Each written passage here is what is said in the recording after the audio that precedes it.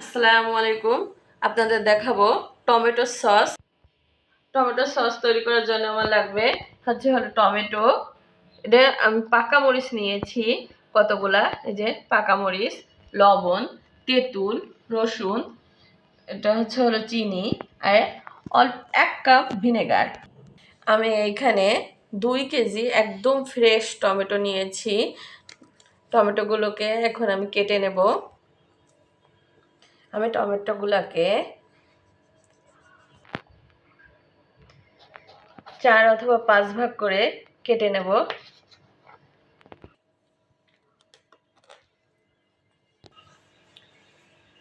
টমেটোগুলোকে আমি সুন্দর করে একটু ছোট ছোট করে কেটে নিয়েছি, একদম ফ্রেশ টমেটো এগুলা। এখন দিয়ে দেব হলো তেঁতুল। এই যে তেঁতুলগুলা আমি বীজ সব ফেলে দিয়েছি। দিয়ে দেব কতগুলা রসুন, পাকা মরিচগুলা দিয়ে দেব, আর দিয়ে দেব লবণ। 1 মগের মতো পানি দিয়ে আমি 20 মিনিটের জন্য সিদ্ধ দেব। 20 মিনিটের জন্য ঢাকনা দিয়ে ঢেকে আমি টমেটোগুলো একদম নরম করে সিদ্ধ করব।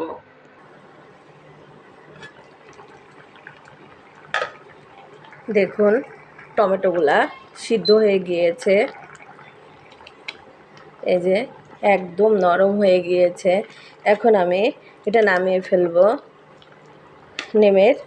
নামিয়ে ফেলে ঠান্ডা করে নেব।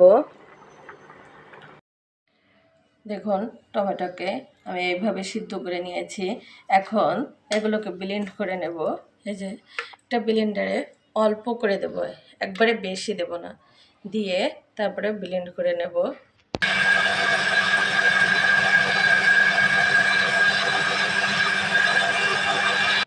একটা পরিষ্কার ন্যাকড়ায় এই যে ব্লেন্ডার করাগুলো ঢেলে দিতে হবে। ঢেলে এগুলোকে সেঁকে নিতে হবে। দেখুন আমি একটা পাতলা কাপড় দিয়ে ছেঁকে নিয়েছি, একদম কিছু থাকবে না, শুধু একটু পানি, মানে টমেটোর যে জুসটা সেই জুসটা থাকবে। এভাবে ছেঁকে বীজ এবং ওই টমেটোর খোসাটা ফেলে দিতে হবে। একদম স্বচ্ছভাবে ছেঁকে নিতে হবে, কোনো বীজ অথবা কোনো কিছুই রাখা যাবে না।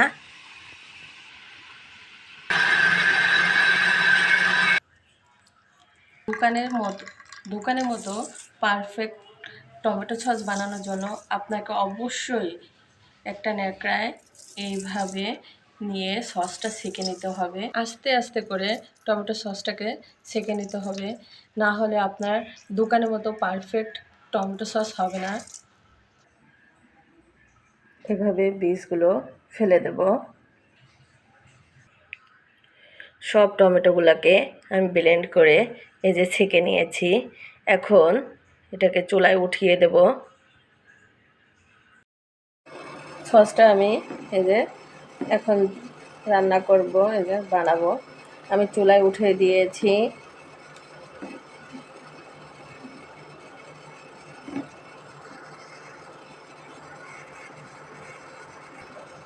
সসে কিছু সময় আমি জাল দিয়েছি। এখন দিয়ে দেবো চিনি। আমি এখানে বড় 1 বাটি চিনি দেব। সসটাকে জাল দিতে দিতে ঘন করে ফেলতে হবে, এখনও পাতলা পাতলা আছে। এই যে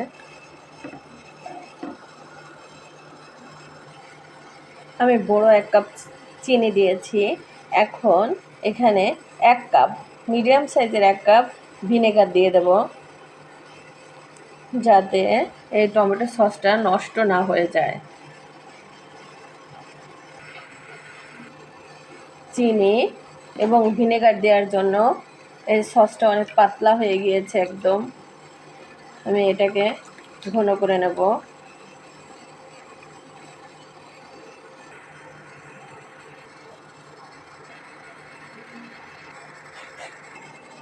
আমার সসটা অনেক ঘন হয়ে গিয়েছে।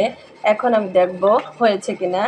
এই যে 1 চামচ সস নিয়ে একটা প্লেটে রাখবো, রেখে এরকম নিচে করে দেখব সসটা আমার নেমে আসতেছে। দেখুন যদি এক জায়গায় দাঁড়ায় থাকতো তাহলে হয়ে যেত।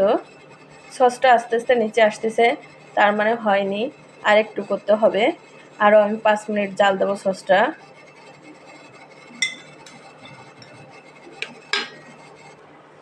আমি আরও 5 মিনিটের মতো জাল দিয়ে সসটাকে একদম ঘন করে নিয়েছি। এখন দেখুন, এই যে সসটা আমি রেখেছি, দেখুন সহজে পড়ে না। এই যে, তার মানে কি সসটা আমার হয়ে গিয়েছে। এখন আমি নামিয়ে ফেলবো সসটা। আমার সসটা হয়ে গিয়েছে, দেখুন এই যে কত সুন্দর কালার হয়েছে।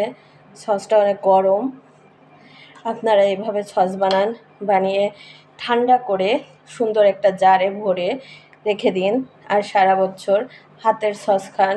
হাতে বানানো একদম রং, কালার সব ঠিক রেখে, স্বাদ রেখে এইভাবে সস বানান। আর আমার ভিডিওটা কেমন হলো আমাকে জানাবেন। আমাকে সাবস্ক্রাইব করে আমার পাশে থাকবেন। শুধুমাত্র আপনাদের জন্য এই সসটা আমি বানিয়ে দেখালাম। আমার সসটা বানানো কেমন হয়েছে আমাকে জানাবেন। সসটা অনেক গরম, তাই আমি এখন জারে ঢোকাবো না। যখন ঠান্ডা হবে তখন আমি জারে রেখে দেবো। আল্লাহ হাফেজ।